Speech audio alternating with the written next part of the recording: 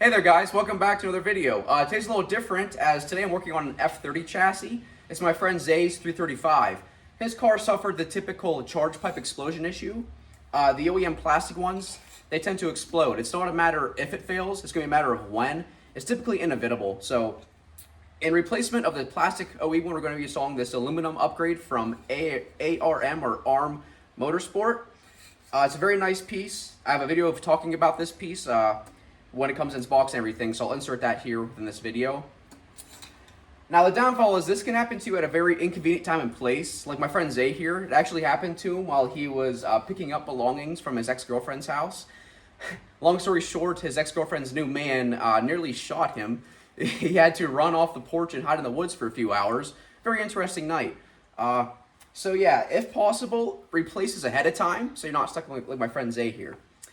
The first things we're going to be doing here is we're going to be removing the intake tract here, leaving the hot side to get more room. I also like to remove or loosen the AC compressor. This car is an X-Drive, so your charge pipe is going to be specific to your chassis. The X-Drive is a little more tight tolerance, so it could be a little more tedious to replace compared to a standard rear-wheel drive. We'll also be underneath the car removing or loosening the front splash shield, lowering it. So we have to get access to this lower point here. So yeah, let's get right into it. And here we have the charge pipe from ARM or ARM Motorsport. It's shipped via USPS, so it came rather quickly. I'm rather impressed by the quality of this charge pipe, not gonna lie. It's a nice, pretty complete kit, minus the second O-ring. They give you one for the throttle body or for the intercooler outlet. I'm not sure they're the same exact size yet. We're gonna find out here soon. But just to be certain, I ordered a spare one, just so we have it. Because you may or may not lose one during the explosion of your original charge pipe. Give you some nice decals here, little card, little tank, which I find pretty cool. Some V-band clamps, the bolts for the OEM sensor, which the port is right here. You'll also be reusing your metal clips for at the throttle body and down at the charge pipe here. The lower portion contains some external ports, possibly for a different boost reference or maybe meth injection or some kind of port, whatever you want to utilize those for, I suppose. Now, also, his car being an X-Drive, they are specific per model, so make sure you're getting the right one. His is an F30 2013 at 335, which is the N55 engine. Also have a nice union coupler right here. Should make the installation a lot easier since the X-Drive is a fairly tight platform. Give you a little bit of flex when you put everything together. But yeah, overall, the quality is actually very, very nice. Especially for the price point, it was right on 170. Was it free shipping? Yeah, free shipping. Free shipping for 170. This actually rather impressed by the quality. Everything's all nicely chamfered inside, nothing exposed or anything like that. It's a wrinkle finish. I believe that's what they call this type of finish. Just a very nice piece. I really love this. I've never heard of these guys personally. I was just searching for the part, and these guys popped up. Because I had to buy one for X-Drive, like I keep saying, it's specific. And they're one of the few to actually say right in the title for X-Drive. I had to keep looking at part diagrams and everything else, make sure they'd fit. Okay, so first things first, we'll be removing this intake tract here. We'll come to this clamp, this little boot here. You can use a flathead screwdriver or a 5mm socket. Also fits this hose clamp. So we're just going to loosen it real quick. That should do it. And then we're going to come up here and work on these connections. This one for evap, just a little quick connector. You want to depress the tabs carefully, as you can easily crack them. I actually cracked this one in the past because I wasn't gentle enough with it. Just going to, where the little marks are on it for gripping, just going to squeeze them, twist, pull straight out, pops right out like that. And then the connector for the mass airflow sensor, very easy, little tab you to press. You press on with your thumb or other finger and just wiggle it and pull off. Then we're going to come to these clamps here on the airbox. Release them. I believe there's 3 or 4. There's 4. I'm going to gently lift it up off. You have this one retainer right here with the rubber bushing. Straight off of that, bring it up. I like to rotate this and pull, just like that, pops right off. We also have already removed the vanity cover. It's not a necessity, but it makes things a little more easier for you. I'm just going to set this aside. And then coming to the air filter, take it out. Now's a good time to inspect your air filter. This one's still in really good shape. Put it right there for now. And then the air box is simply pressed into the body, almost the same fashion as this, using rubber bushings. You just want to make sure you don't lose any of these metal clips. They're known to pop off, and they can go missing if you're not careful. So you just want to grab and lift at these 2 points. Right here's one, and right here's one. And it also slips into this duct in the front. There you go.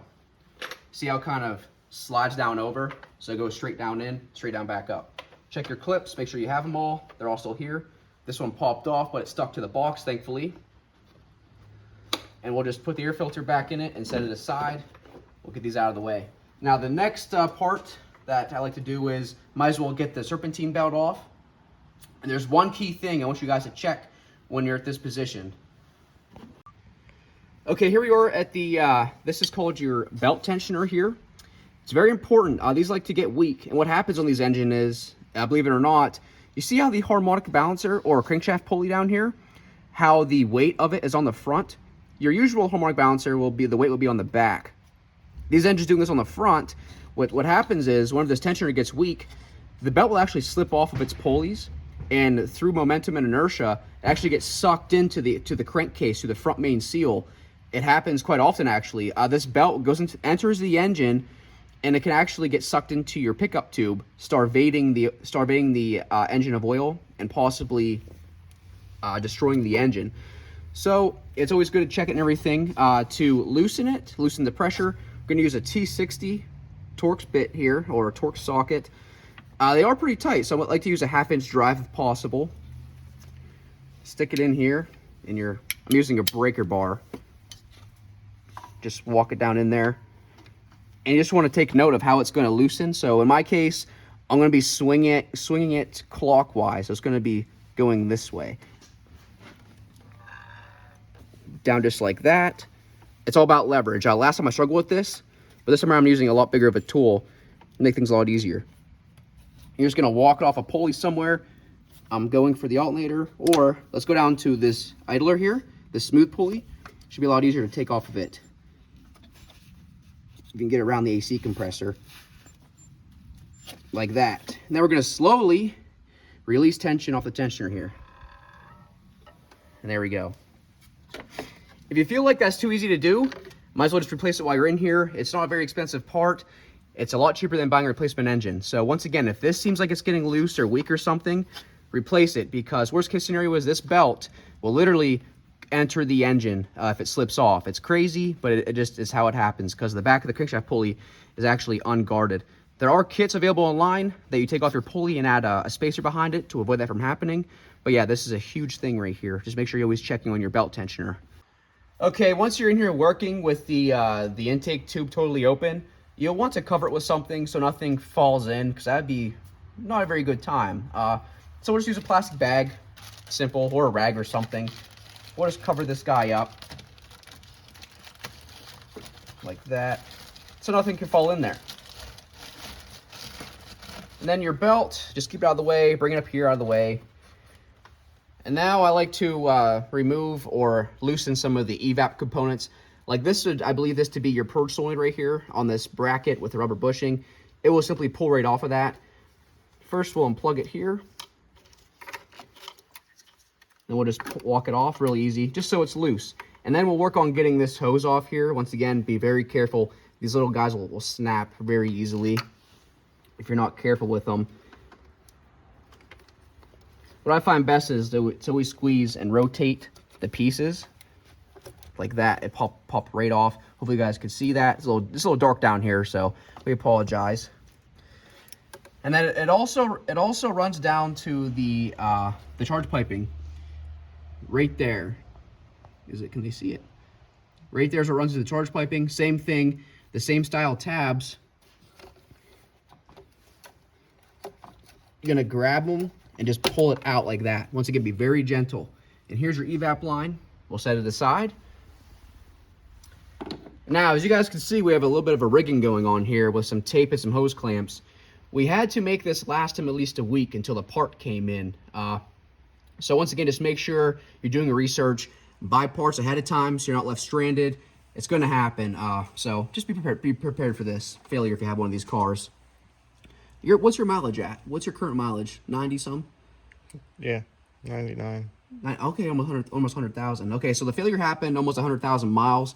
So keep that in mind. But yeah, we have 3 clamps here. So what happens is on the stock ones, at least on his, this whole chunk, it literally blew off the bottom and it just flew off. Now, a big thing is whenever you get the stock one off, make sure you still have, there's going to be an O-ring inside. I already installed it on this charge pipe. See this black O-ring in here? There's also one on the factory. This mimics the factory setup. And the same thing with his, whenever it exploded, I'm not sure how it happens, but this O-ring actually flies out of there. And we actually found his down there, but this one came with a kit. I also bought a spare one just in case we needed it. So be prepared. If you're not buying that brand, they include that O-ring. But if you're buying a different brand, be prepared to buy another O-ring. You may still have it, may not. It's good just to have one just in case.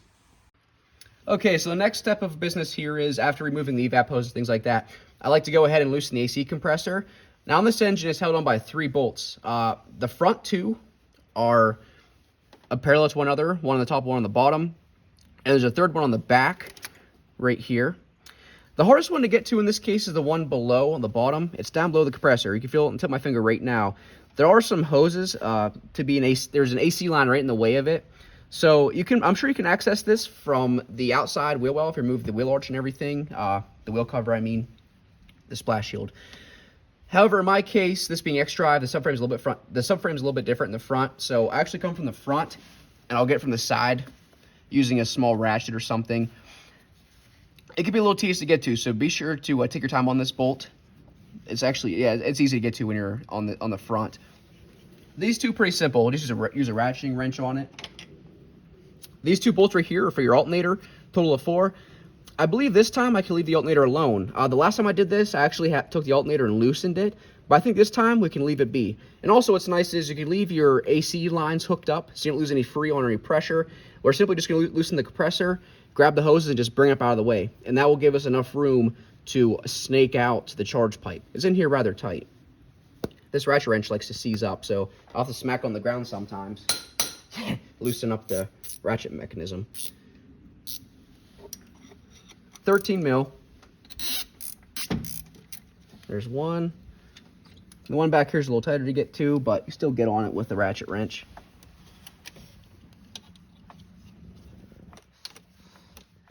I'm on it right now, about to loosen it. There we go. You don't want to take this the whole way out. Just loosen them, because if you took this whole way out, you're gonna really struggle getting that third bolt out. And that third one is a little tedious unless you get it from the bottom. So, but I'll shoot from the top real quick. And once this compressor is loose, we'll simply show you how to move it out of the way or just keep it in its position. I'll be right back. Okay, after stepping away and just looking at this situation really quick, we found simply to remove the heater hose here from its connectors, one of Zay's ideas. And we come to these little plastic connectors here. We'll just, the front one, it'll pull straight down like that. It rests inside of there. Bring them out of there. And then this back one, can they see it? Right here, it just pops straight up like that. Then you can have a helper if you need to hold this out of the way. He's gonna hold it right there. And that gives us some room down there next by the sides of the compressor.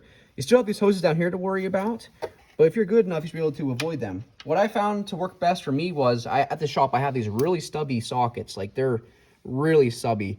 It's actually a spline drive, so it fits all bolt types usually. 13 millimeter or a half. They fit all kinds of bolts. And then a 3/8 breaker bar for maximum leverage. Snap it on like that. Then once again, the left hand down alongside the compressor. We're gonna walk this down through and get right on the head of that bolt. It's a little bit of a weird angle, but we're on it right now. We're gonna bust this loose. Just like that. So we're broke loose. We're just gonna keep working it a few times. Then I'll get the ratchet wrench on there, and then I'll be able to walk it the rest of the way out. There, now it's totally loose. The fun part, at least from my experience, is getting this bolt back in. Getting it out's fun. You feel accomplished, but getting it back in, that can really test your patience. I'm about to get this bolt out. I'm walking it out right now. I'm gonna push it out so you guys can see right where this little bad boy lives at here. It's almost, okay, right there. I don't think you see it or not. You see the bolt moving down there? You kind of see it. It's right below that hose. You should see the head here any second. Right there's the head of the bolt. So you see where it lives.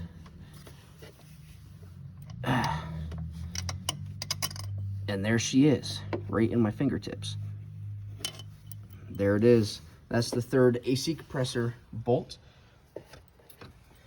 We'll put them somewhere safe. Typically, when it comes to E46 chassis, I'll put bolts up here on this frame rail, but we have a nice hole. We don't want to put them right here. So we'll come to the front. We have this nice little, see where all my tools are laid out. Usually I have my, I'll have my tool cart out here with these, but this works just as good. So if you're not good at remembering where bolts go, you can always put these in baggies and mark them. Thankfully, I've had this apart a few times now, so I know what bolts go where. So I'll just set them, I'll set the one right here for now. The other top two, they'll come right out. I'm going to reseat the heater hose, so it's back out of our way, right down in there. The front one, be careful with, because you don't want to snap it. Gently lift it, bam, right back in its position. Then these are already just hand tight now. And we'll take these off so you can see where their locations are at. Okay, there's the back bolt. See where it lives? Right there. I'm going to take him out. These are all the same length. I will double check when I get them all out. But so far, they're all the same length. And then we have the one in the front right here. We're going to take him out. Hold the compressor so it's not falling off. Right there's the third one. Oh, I remember now. I actually would leave it in the compressor, rotate it, and then pull this out. Now the compressor is free right now. We'll just lower it, because right now it's resting on the charge pipe. No big deal. Just to verify if all the bolts are the same length, all three are indeed the same length, so you cannot mix these ones up. Just put them, set them aside somewhere. Okay, so in your OE charge pipe, you're going to have this retaining clip right here. BMW uses this for a lot of models, lots of different hoses. Just a simple retaining clip. Now his pipe exploding, I actually had to try and do a little visual here. I actually took the pipe and I cut off this whole section, but I retained the seal. I put it back on and taped it on. That's why it's all taped up. So I can actually show you this on the stock pipe because this does no longer exist. So we'll come to the aftermarket replacement. Same thing as OEM. This clip is just going to go on here. Real simple. Just like that. Make sure it's in. Like that. And then whenever these are reset, you can leave them just like this because it will just clip onto the throttle body. But whenever you go to pull this off, you'll want to lift this up.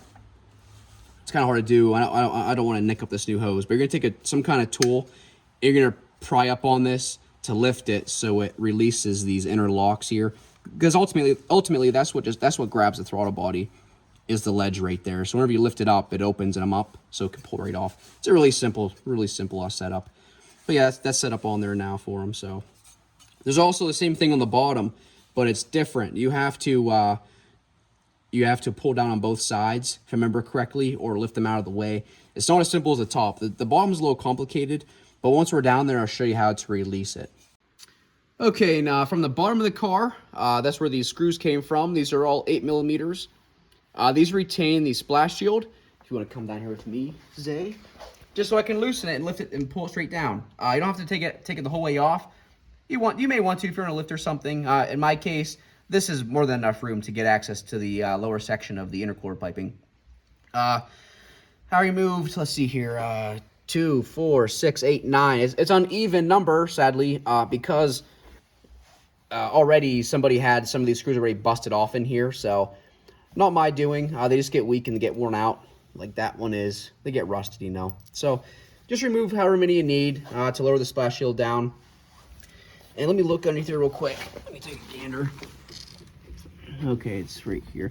I'm also going to just probably remove this whole piece. It's a two-section.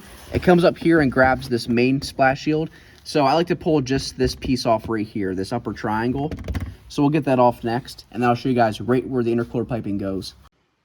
Okay, and with the matter of, I believe it was 3 more bolts or 3 more screws, this whole piece comes right down, this little triangle section here. Now we have this outdoor temperature sensor, also known as an ambient temp sensor. We're just going to unplug it. Real simple plug. Another little depressed tab on the bottom here, where my thumb is at. You're gonna grab it, wiggle, and pull. Just like that. Another little tab right there. Then we can take this out of the way. We'll bring it out here somewhere. And then the intercooler piping. Yeah. Once that triangle is off and you have the splash shield lowered some, right here is where the intercooler piping goes into the intercooler. Right here is the joint. Now here's that clip I was telling you about. You see the two sides? You're just going to take a pick tool or something. You're going to walk these clips side to side, I believe.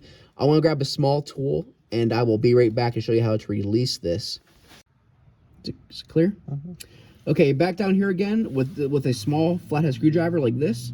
We're going to attack these clips right here. I'm going to get underneath them and swing them off to the side, just like that.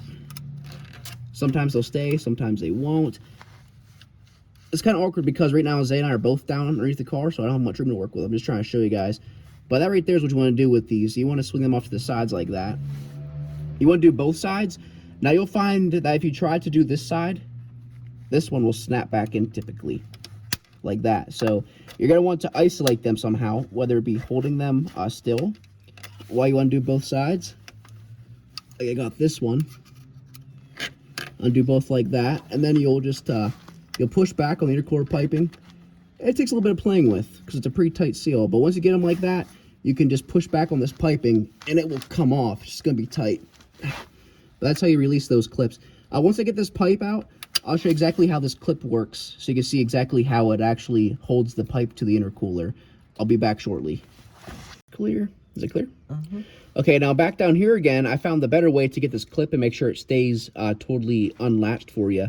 If you actually get it far enough down, you can pop it out of its little holder right here. There's a little slot for it, and simply just push it back like that. And then this whole pipe now, if it's really tight like this one was the first time I did this, take a flathead or something, and you want to walk around this flange.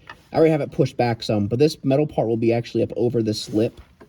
It'll be up here, so you just walk around it evenly and walk it off of the coupler, off the intercooler.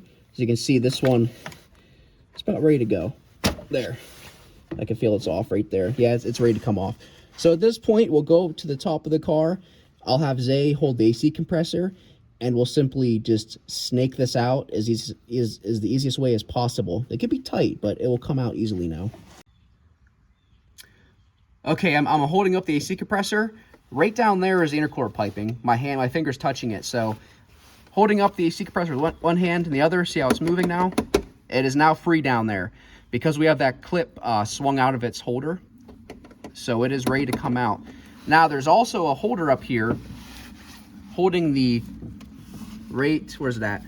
There's a tab right here. I don't know if you get a shot of it or not. There's a little leg. Let me get my tool. That goes into a mount down there. See the rubber bushing? It goes into that. So we have to release the pipe from there too. Like that. It just popped out. Now I can walk it. Now it's totally loose. See that? See where that goes in? Right there. And now, Zay, if you can hold this compressor up and record, just hold it up just like that. It's a little heavy. We have a lot of room now to work this out. You want to make sure you don't damage the sensor, okay? So, might want to take it out beforehand, but we're already halfway out now, so just going to keep snaking it out. Just take your time with it. You don't want to damage anything. I'm going to twist it just like this.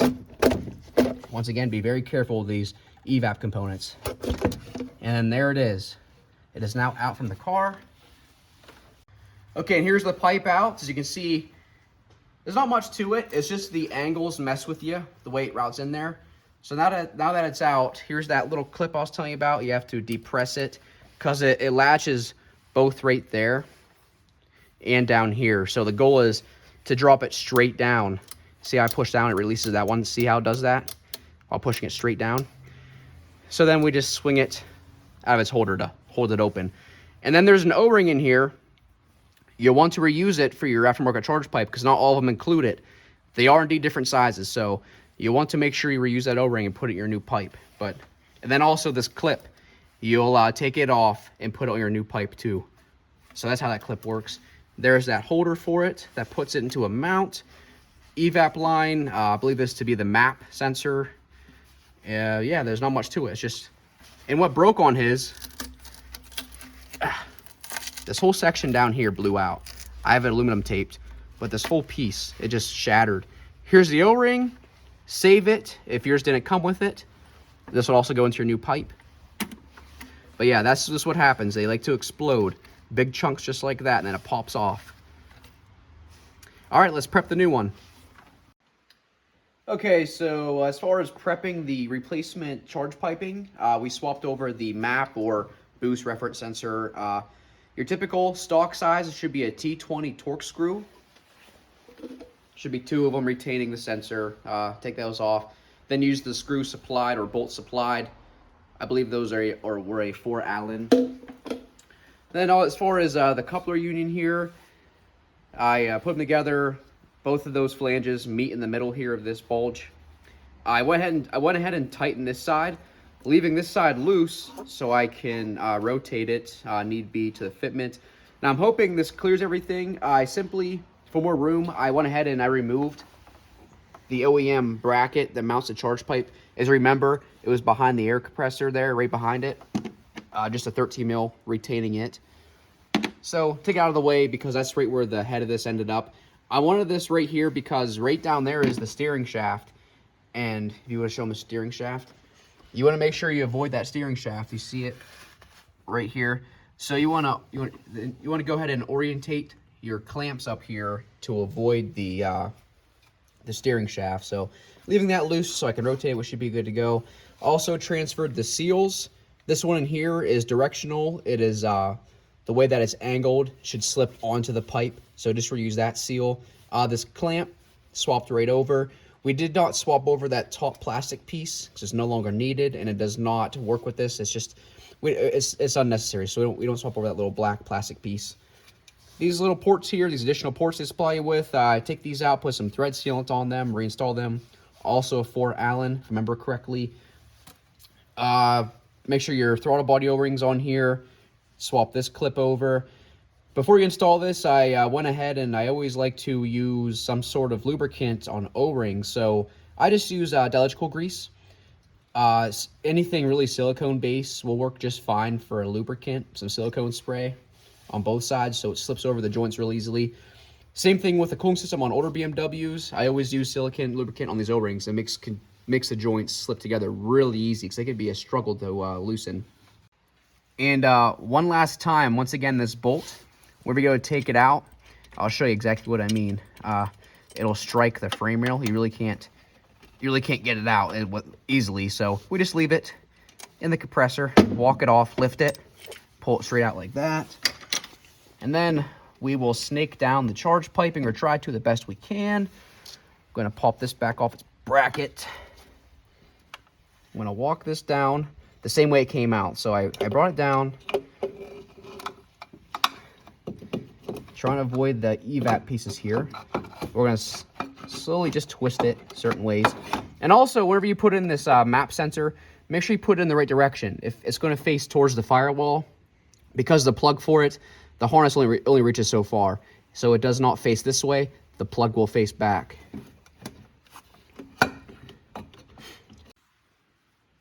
Is it recording?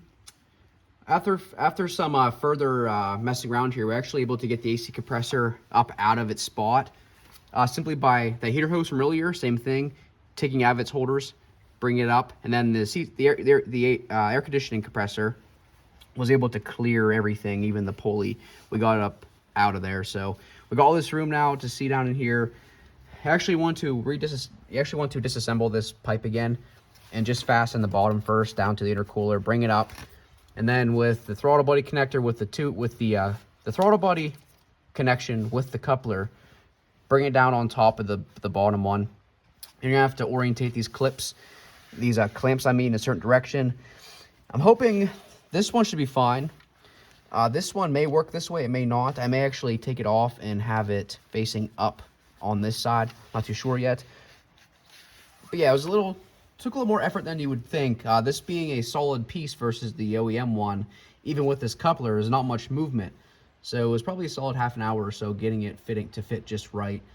Everything should plug back in and everything. So yeah, we're going to keep hammering away at this. So be back soon. Alrighty, so the charge piping is installed onto the throttle body down to the intercooler. Now, if you're anything like me, I love to orientate these clamps symmetrically. I like to face them both in the same direction. But for ease of installment and for future maintenance, I just left him this clamp right here so he can easily get to it. This bottom one, though, is a little bit of a challenge because he's going to have to remove the compressor probably. If not, fish his hand down here with a ratchet wrench or something. But I had to put it in this direction because it has to avoid this hose whenever the compressor's back down there. It has to avoid this hose. And I could not bring it up here like this one because the top would hit the bottom of the compressor. So, and also I didn't want to flip it. I didn't want to flip it totally around because I didn't want this bulge section right above the steering shaft because I wasn't sure if it was going to clear or not. In the end of it all, though, we're good with steering. If you want to focus on the steering shaft down here, we have plenty of room. I made sure he went inside the car and spun the steering wheel. We have lots of room down here. It's not even close to touching. It may appear like it on camera, but there's a lot of room right here. So yeah, just make sure whenever you reassemble everything, double check all your work and everything. Make sure, this is the thing I like to stress a lot, is make sure the air compressor is totally flush on its mounts. So you want to take a flashlight and you'll want to like shine through the front like this, down through. And just make sure you're watching both of these dowels. Like here's a dowel, here's a dowel. You want to make sure the compressor is sitting flush on those dowels before you fully tighten it. Because if not, it might throw off your belt some or whatever. So just make sure your compressor is bolted on flush. Alright guys, that concludes the intake install, or the charge pipe install. There's one key thing left though. I noticed that the evap port down here on the aftermarket intercooler piping, this port, it's not in the proper position for this hard pipe here. So it kind of throws it off at a weird angle. If he has any kind of evap leak because of the fitting not sealing, we simply take a razor blade and we'll come up here and we'll slice these hoses vertically, and these will pop right off. We'll get to reuse that barb, and we'll just use black silicone hose so we have flex for him. What's happening is that joint down there isn't at the right spot where the OEM was, so it's kind of throwing off the angle of these hoses, and it's not making for a totally tight seal down there. So if he has any kind of error codes, once again, we'll just slice these points with a razor blade and we'll run black silicone hose so we get some movement. And then as far as putting the belt back on the engine around all the pulleys, I found it easiest to install the belt up over the smooth idler last. So the routing for me is as follows. I went around the harmonic balancer, up and around the, or down and around the belt tensioner, up over the alternator, avoiding that smooth pulley, then around the AC compressor, and then obviously actuating your tensioner clockwise at the handle the whole way up, and then simply sliding the belt over top of the smooth idler. That's the easiest way to put the belt back on. So hope you guys enjoyed tonight's video. It's not my usual, as I'm typically an E46 chassis guy, but until next time, I'll see you guys later. Have yourselves a good one.